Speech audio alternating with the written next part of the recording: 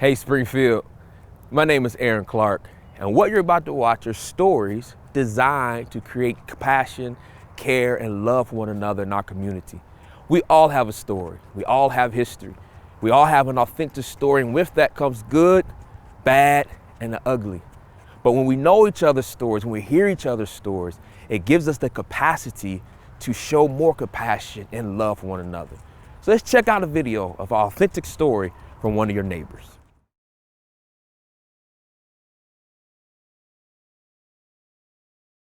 Thank you for joining us. So tell us your name. Tamika Williams-Jeter. I always have to throw the Williams in the closer I get to Dayton, Ohio. My legal name is Tamika Jeter, but now that I've taken the job and I'm back in the Springfield, Dayton area, people see me and now they're like, oh, Tamika Williams is back, Tamika Williams is back. So the name changes the closer you get to home. Gotcha. So tell us about, what do you do now? You're here in Springfield. What do you do now? Right now, I am head women's basketball coach at Wittenberg University, nestled in beautiful Springfield, Ohio.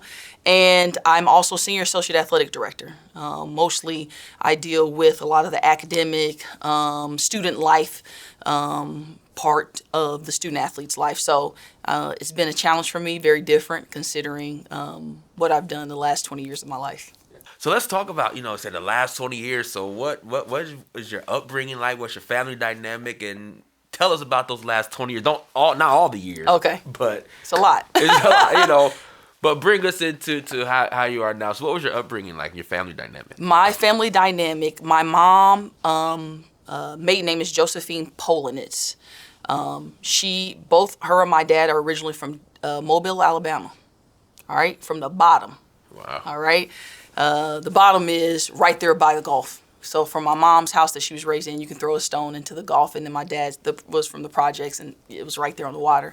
So my dad grew up in Orange Grove projects, and my mom grew up in downtown Mobile. And that's where they met. My dad went to middle school, high school. My mom went to Catholic school, and then her last 2 years she went to the public school with my father. They're a year apart. And then Dad got drafted into the Air Force in Vietnam. He did 2 stints there and got shot clear through the belly and got sent home, of course.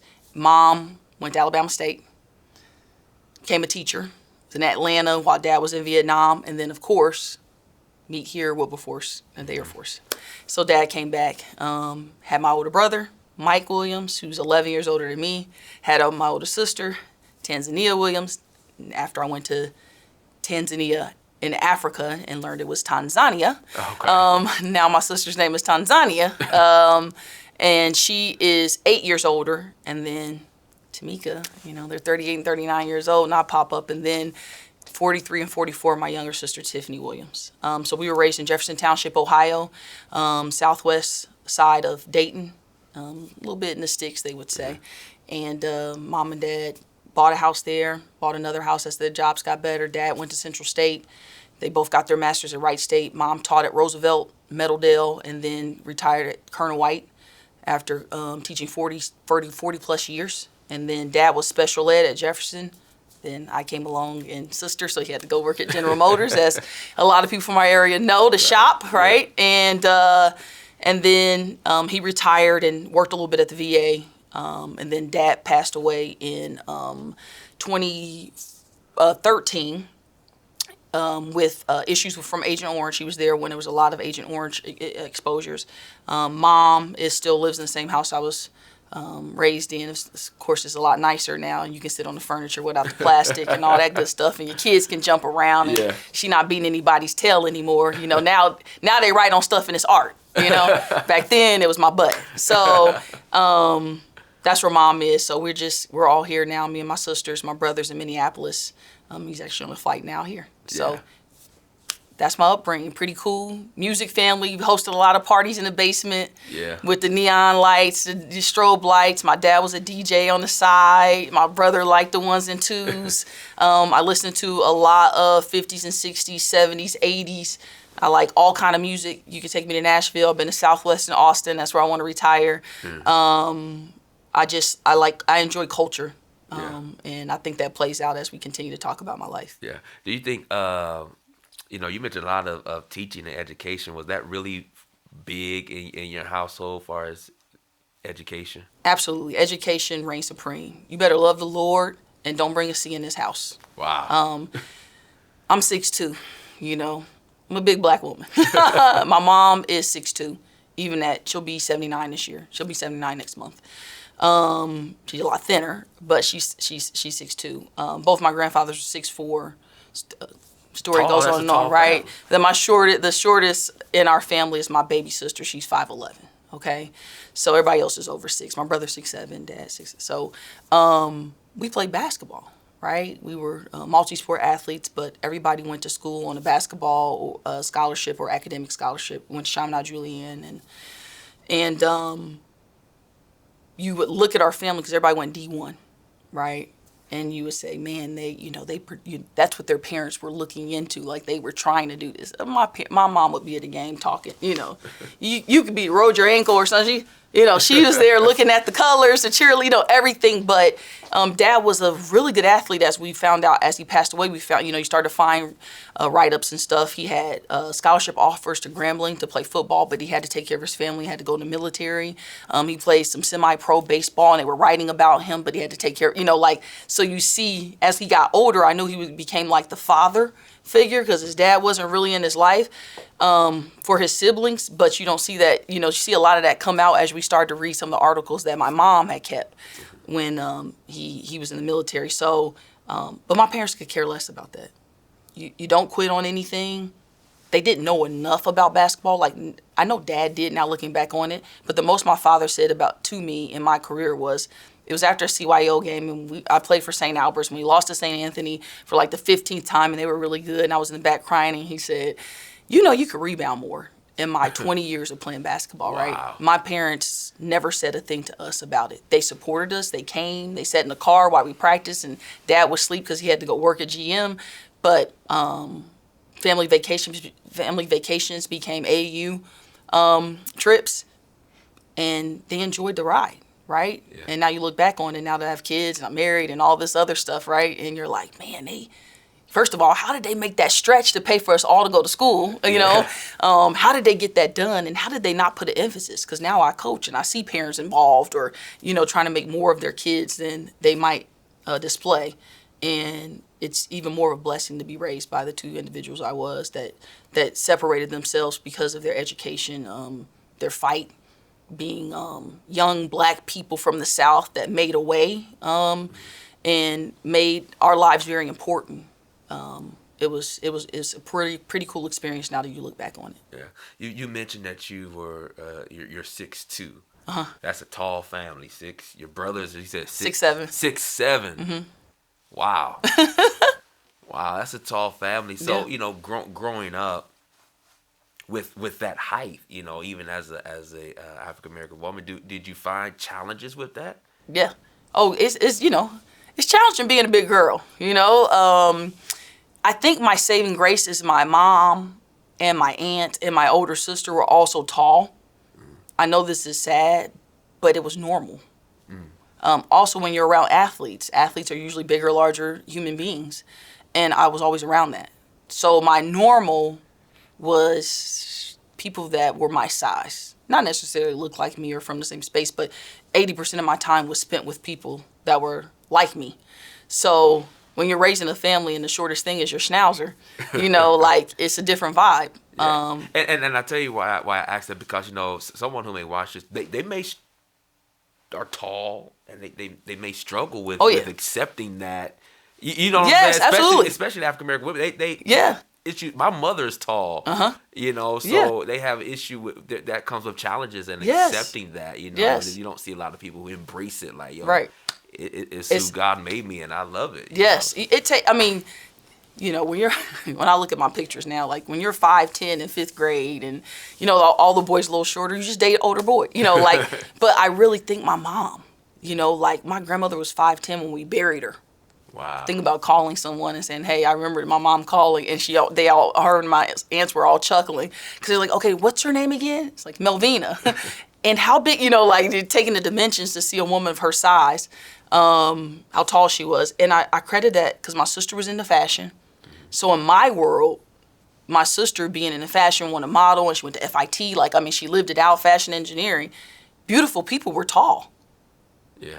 Like my sister was beautiful. My mom was a beautiful, big black woman, and she was very strong and she ran a household. So that image never played out. My dad always said, now you can have big feet, but they can't be big and ugly. So we gonna say, like he would always say these things, but he found me, he thought I was beautiful, so I had a dad who was a positive figure in my life. So let's turn that around. What helped me inspire young people, right? I'm a post coach. I coach the big girls, most of my life, and they struggle, right? Confidence is an issue. Who am I going to date? Shoulders curled. You got this crazy coach coming in and I'm talking loud with my shoulders back. What my mom and dad did for me in that moment, and my older sister and the people that I was exposed to that were taller people, there was a confidence about that. I was fine in my skin earlier than most, but now I'm in charge of inspiring and being impactful and having people pull their shoulders back, right? Yeah. That's my charge now, is to make sure they understand their purpose. That's amazing.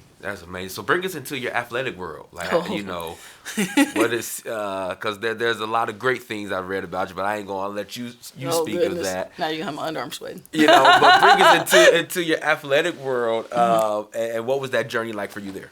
That journey was difficult. Again, I had an older brother and sister, 8 and 11 years older than me, who played D1 basketball, went to Chaminade Julienne, and then 8 years later, here comes Tamika. I also was a late bloomer because my older brother and sister were playing, and they took priority. So believe it or not, I was in drill team. I wish I would have brought pictures of me with white boots, size 9, and at 10 years old. I was a Girl Scout. On my honor, I would try to serve God in my country, to help people at all time, to live by the Girl Scout law. I still know it. Them cadet. Yeah, I was in Taekwondo. My dad put me in that because I was like the girly girl. I painted my nails every other day. Like, nobody knew what I possessed because my parents, it was all about who needed it most. And at the time, my older brother and sister were in college. They were in high school, so they were the priority. So I just I could only do things that I could walk to. But my parents, of course, being educators and having a lot of young people, time was when you would mess up. So they were real good at taking time, right? If you had ample time, they were going to find something for you to do, regardless of where it was. And so I turned 10 years old, and I was at Corpus Christi. And Ann Zabo, who just passed away, she worked at Chaminade Julienne. She had 6 boys, and they kind of staggered us in age. She put a volleyball in my hand. And my mom was like, well, we can't pick her up. I get it. She's working at Colonel White around the corner. I can't, whatever. She's like, well, I'll just make sure she gets home, or we'll figure it out, whatever. So I play volleyball. I'm really good. First time I ever played sports. Mm-hmm. Next up is basketball season. First basketball game, 35 points. Wow. Okay. Now, I'm not going to lie, so I never picked up a ball, but the most I picked up a ball was at halftime of my brothers and sisters' games at Chaminade, right? But I've watched a lot, right? And so then, the AAU program started to come around. Man, it's this kid down at, whatever. And I played Dayton Lady Hoop Star basketball my first year. And this is pretty much the rest of my life in this sport. We finished nationals. We come back. It's my first time on a plane to Salt Lake City. My parents did not go. And they sent me there, and one thing is I'm a thrill seeker, so I wanted to go bungee jumping. But I had to get another parent to sign off on it. So you couldn't call on a cell phone. I had to call my mom because I knew we were going to this mountain, and I wanted to do it, and she said no, and I had to swindle one of the parents sign off. I go bungee jumping. And we come back, and I have this award that says All-America. Not All-American, it says All-America, okay? And my dad's at General Motors. I come home. They drop me off. My mom goes, oh, how was it? I was like, Mom, I did really good. I did this. I got this award. It's All-America. I don't know what it is, okay? She's like, oh, that's so nice. Let me call your dad and tell him you're home. He wanted to talk to you. Call Dad. How was it? I was like, Dad, it was really good. I cheered for my team.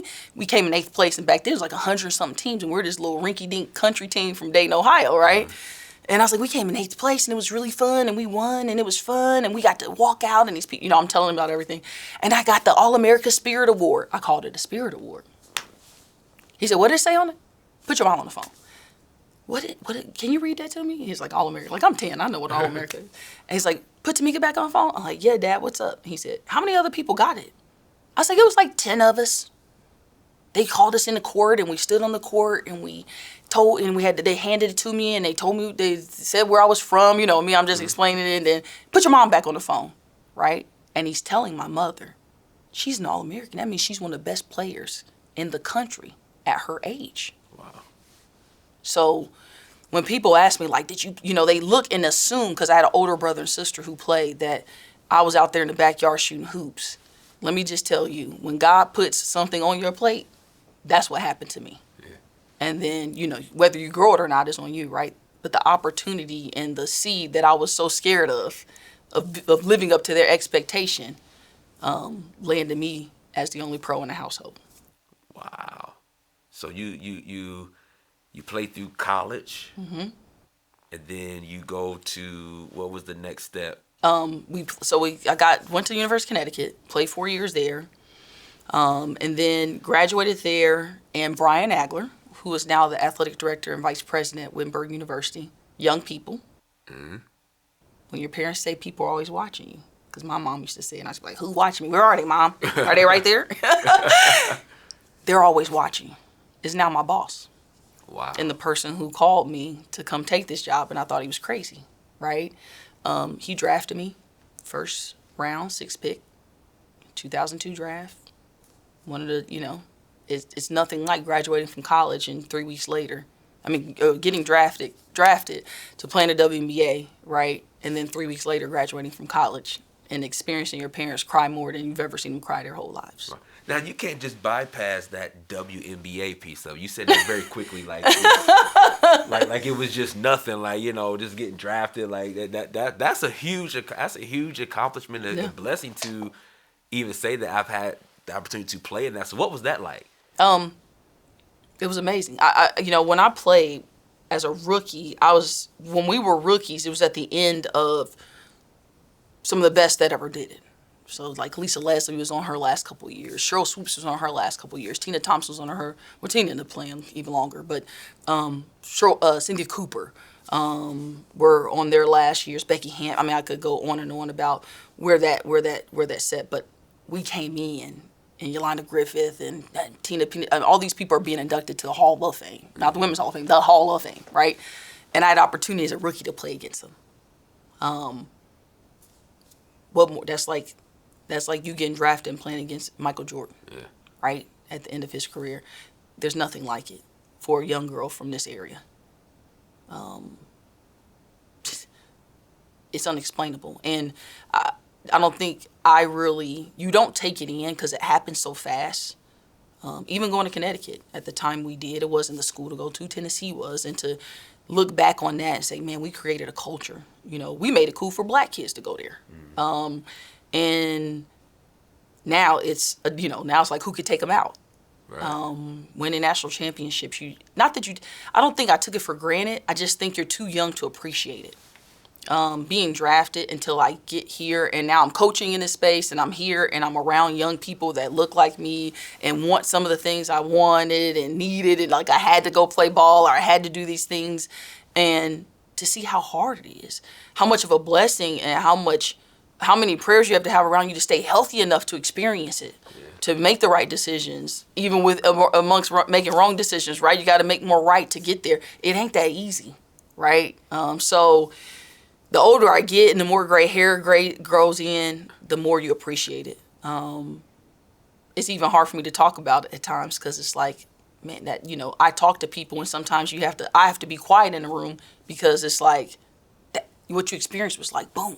Yeah. Now where that took me, that's a whole nother level. Because I don't know where my national championship rings are. I don't know where my Final Four rings are.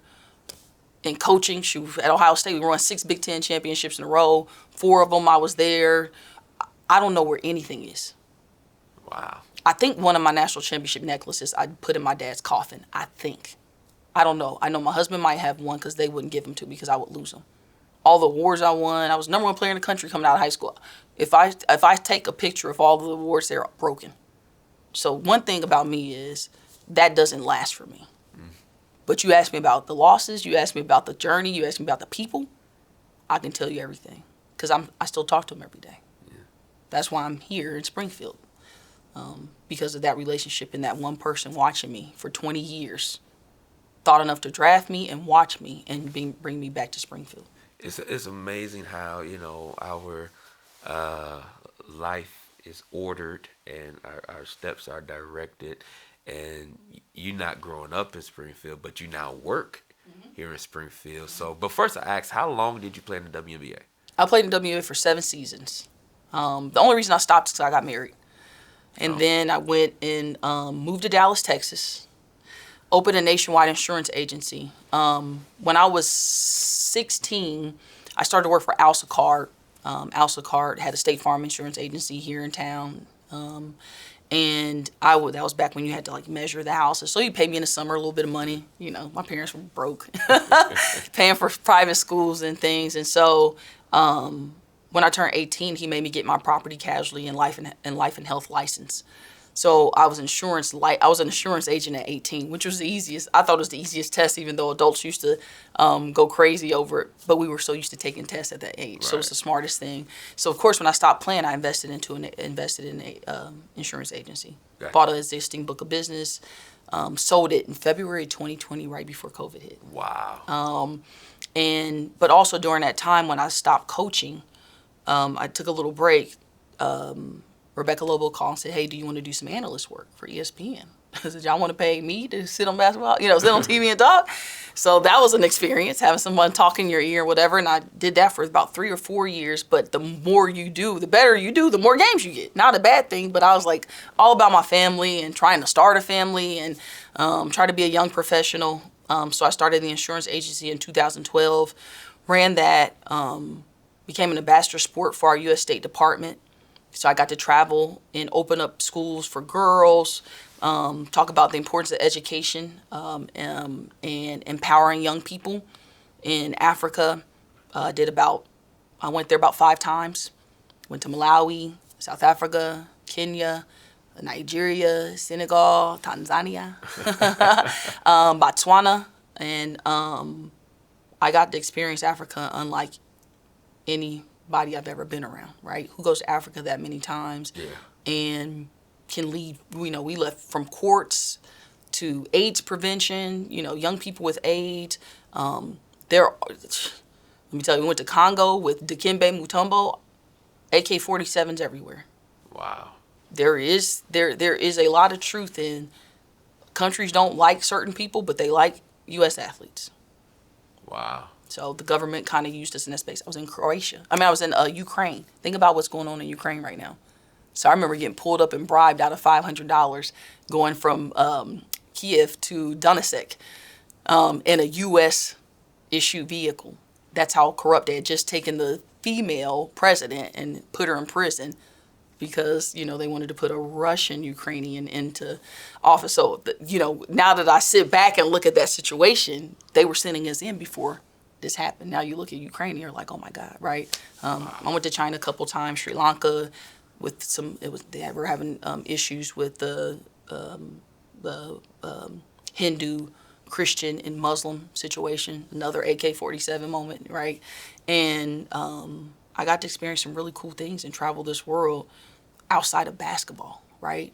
Yeah. Had I not picked up the ball, I would have never gotten those experiences to travel and be an ambassador of sport for our State Department and do some things with Basketball Without Borders with NBA Global. Those are some of the most significant, most life-changing experiences. Basketball and winning, they build character. But when your whole world is shifted, is seeing a young person that you guys might see on TV, right, with the big belly and all that, and they're in front of you, right? To see someone have cancer, and there's no hope in getting them enough medical attention. Someone who dies of something that we would think of as like nothing, right? That shifts you, right? So the character was there, but those life-shifting moments where you see like, man, I remember leaving courts, people would travel like 10 miles just to do an outdoor little thing. Like, they never even seen a basketball. Some of them were kicking it. But just to be around us and take pictures and touch you and do all these things. I remember I would literally leave. And Alonzo Mourning would always laugh like, uh-oh, Tamika's about to start taking her clothes off. I would literally take my shirt off. I would always wear spandex. I would take my shorts off, my socks, my shoes, headband, whatever I could. I would always go to these spaces with whatever, and I would come back with nothing. Except, things I would purchase, right? That changes you. That makes you a different person. So those things were awesome. Those are some of the moments I never forget. That's why I got back in to coaching.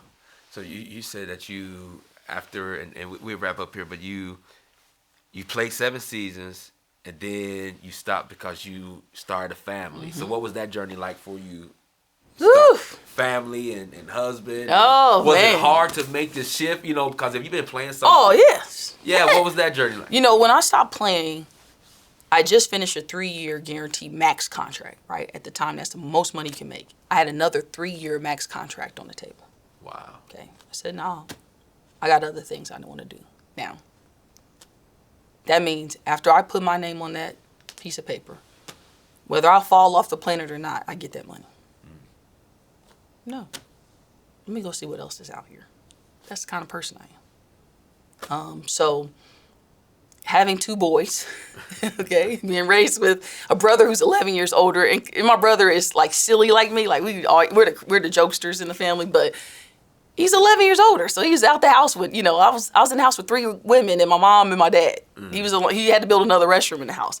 So having 2 boys, and all of us had boys. I just happened to have 2. We just knew the second one was going to be a girl, but it was a boy. And a husband is just different. I mean, man, that might be the second life-changing moment, right? Like that, it shifts you when you have young people around you that count on you every day, and they're boys, So I definitely wear a lot more black, and I'm not as concerned about my nails and my eyebrows because they don't care. They jump off of things, I feel like they're always trying to kill themselves or like make me nervous. But I'm happy I made the decisions I made. Some people would look at me. I mean, I left Ohio State to come to Wittenberg.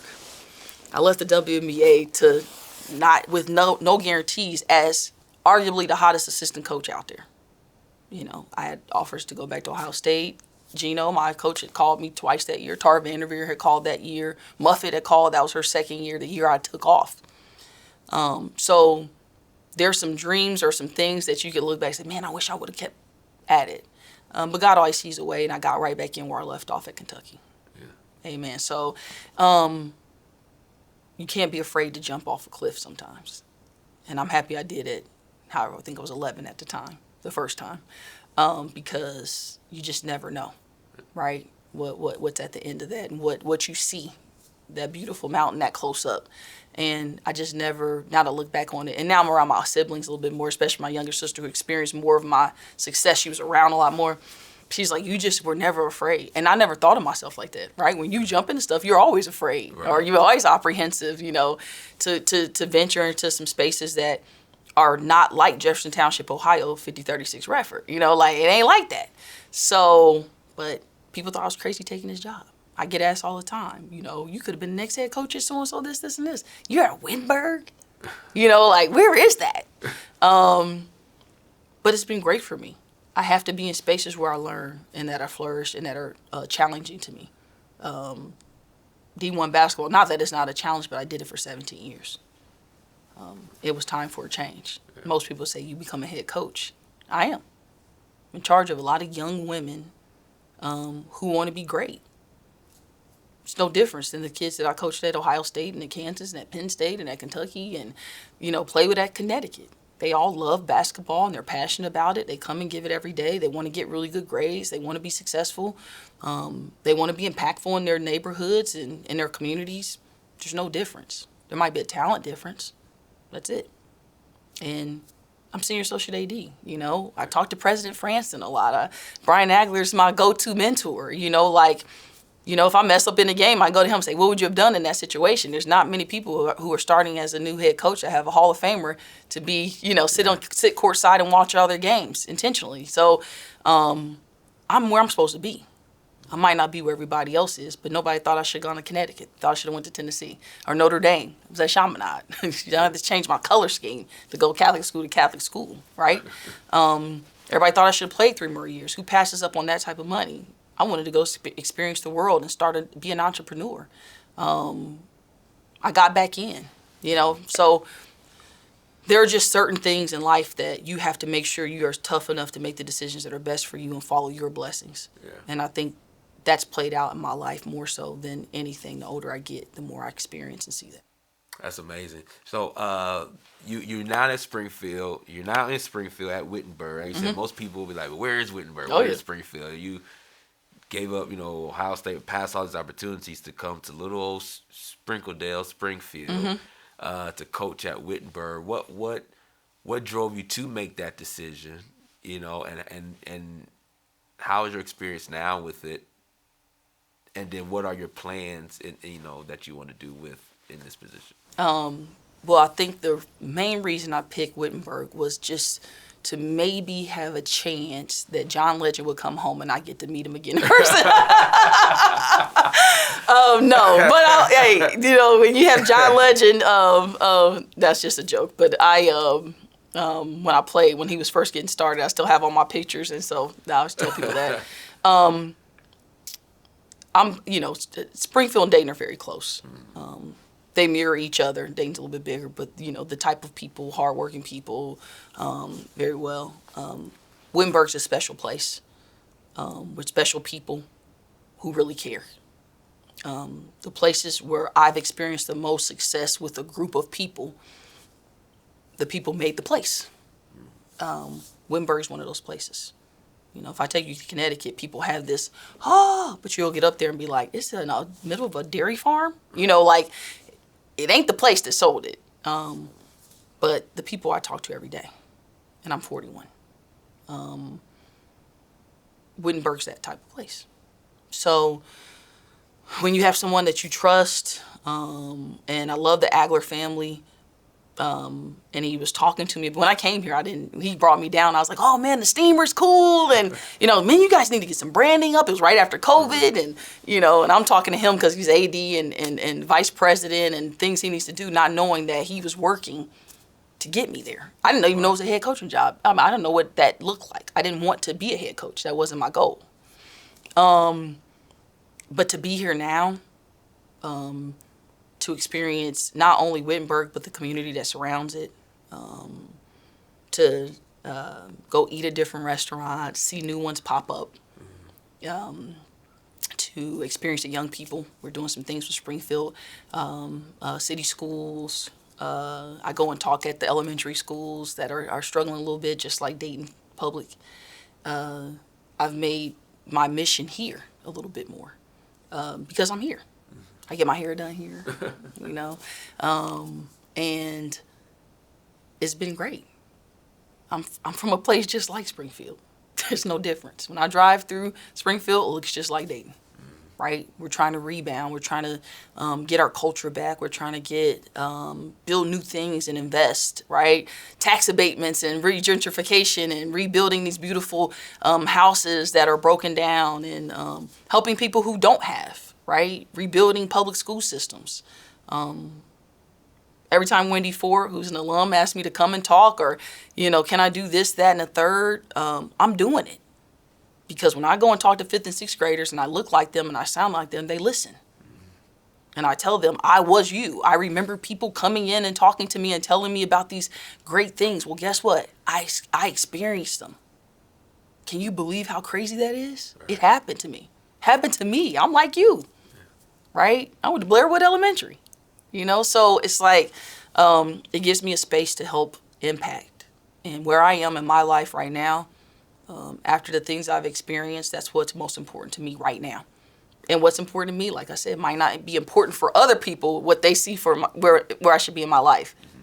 I can go be there whenever I want to. Someone asked me last night, so I'm thinking about doing this, but with you, Wittenberg, I know you're you got it, but are you gonna stay there? How many years do you see yourself there? All of that. And I said, I'm good. I'll stay here as long as they have me. I got 2 recruits. If I get them, there's no multi-year deals, but I always Right. tell Brian Nagler, I'm like, I'm going straight to President Francis. If these 2 kids sign, I need a multi-year deal. You know, like I need them to know he's staying with me type of situation. I love coming to work, and people can't say that. That's true. You know, my dad always says, hey, if you can pay your bills and go to work and love it, then, you know, you can do that. So that's where I am right now with Wittenberg. I don't see an end. My mom, we found out, has dementia. So it keeps me close to her and Dayton. My kids are young enough to love that mommy can come home, or they, you know, I bring them in and the players love them, and, you know, it's accepted, right, to have a balance at Wittenberg. And we're a community-based institution. We are the people around us. And what better place to be? That's good. It's an amazing. Thank you for joining us and for doing this. It's been amazing just to hear your journey and your story and all of the great things that you were able to experience. I will say, so are you for the summer? Are you doing some type of summer camp or something that you want to do here? Talk a little bit about that.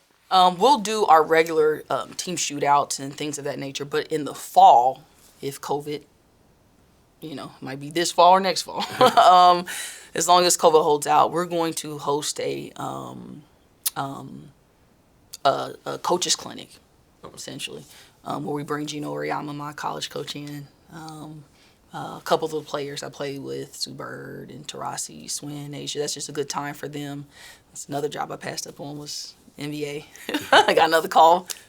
I signed my HR papers on a Tuesday at Wittenberg, and then literally 2 days later, I got another call for an NBA job. Oh, wow. So, they'll, you know, that's a good space for them after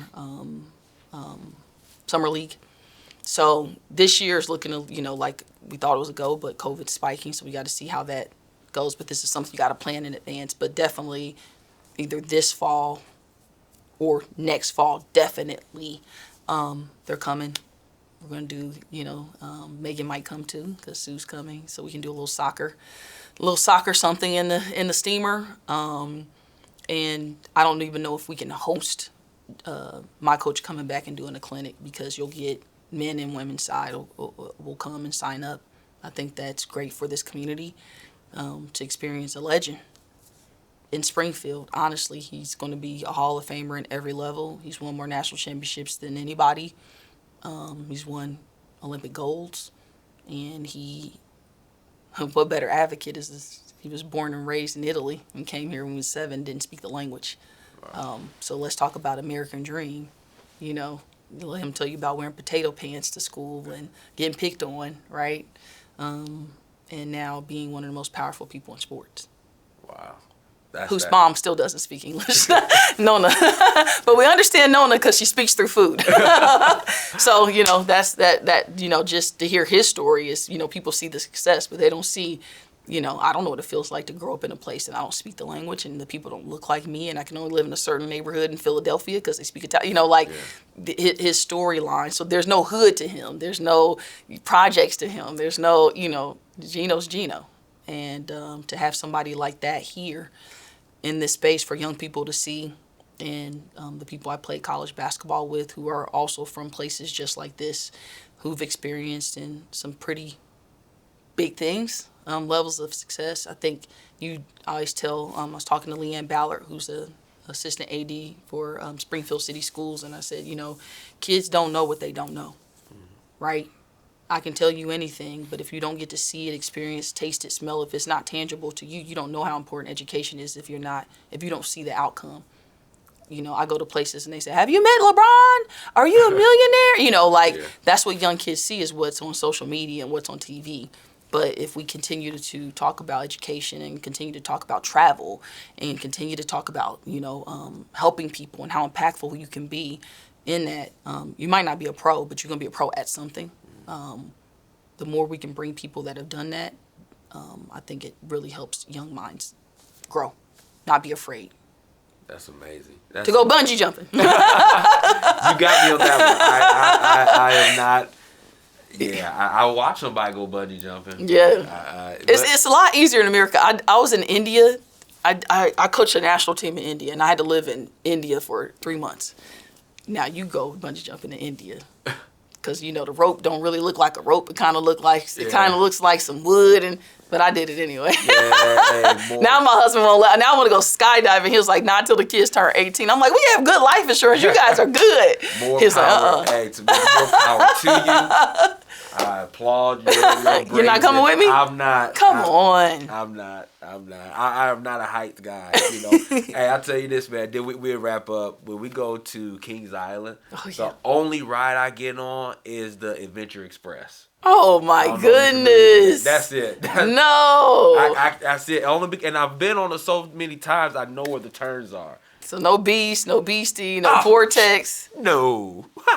You're not living. You're the person. So you're the coat hanger. You know what? I will hold the coats. That's my husband. I will eat the funnel cakes. And enjoy the parade at 9. You're all about that. You'll hold everything.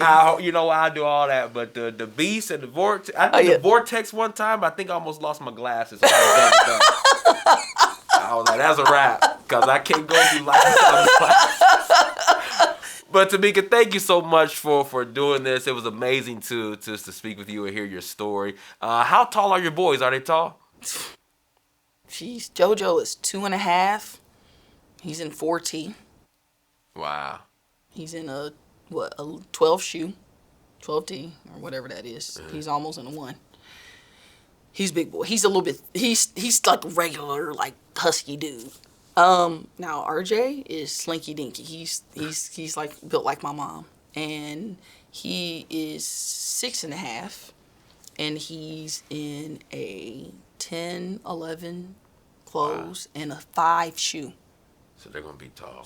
He's 6.5 and a 5 shoe. Think about that. Yeah. We won't be buying kid sizes by the end of the summer.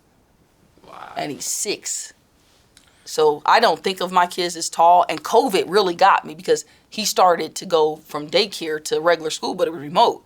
So I never got to see him around. You know, you can't go into school. You had to drop him off at the door. Yeah. So you don't get to see your kid as he hit this next growth spurt. Then they started, I think we had like, you know, parent-teacher conference last year towards the end when it started to calm down. And I remember going, and a couple of he's in the 1st and 2nd grade.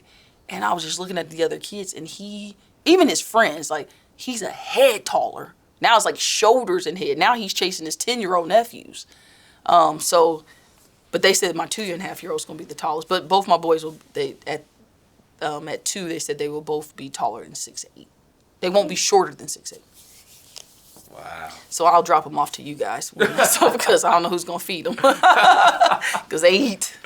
Wow. Yeah, they're big boys. Well, thank you so much. I really appreciate that. And I will say one thing. You could end it after this. Springfield is a lot like Dayton. Other than Springfield, do not have Church's Chicken at every corner. Oh, well, like Dayton does. That's the only thing. We definitely have Church's Chicken. Thank you so much, Tamika. Thank you. Thank you. That's funny. Man.